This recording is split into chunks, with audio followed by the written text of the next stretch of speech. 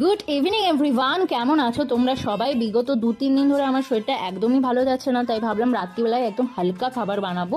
আমার শরীর খারাপের জন্য মায়েরও অনেকটা লোড যাচ্ছে, তো মাকে বললাম না আমিই করছি, কারণ কি আমাকে ডিউটি জয়েন করতেই হবে, তো একটু কাজ না করলে আমি পারবো না হুট করে জয়েন করতে। তো ফ্রিজ থেকে 3টে ডিম বের করে এখানে ফার্স্টে সেদ্ধ করতে দিয়েছি।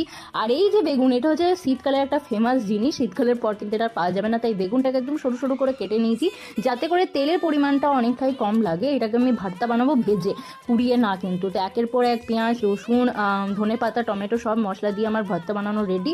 আর এইদিকে কিছু সেদ্ধ করে রাখা আলু আছে, সেটাকে দিয়ে আমি পটাটো বাটার ফ্রাই টাইপের বানাবো। তো বাটার আমি দিয়ে দিয়েছি, একের পর আলু সমস্ত মশলাগুলো দিয়ে এটা আমার রেডি হয়ে গেছে।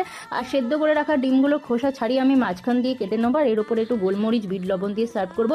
রুটি তো আমি আনতে বলেছিলাম, রুটি আমি করার মতো ক্ষমতাই ছিলাম না। আর এটাকেই বলে একদম রাত্রিবেলার শান্তির খাবার। কে কে এই শান্তির খাবার খেতে পছন্দ করে অবশ্যই কিন্তু আমাকে কমেন্টে জানি।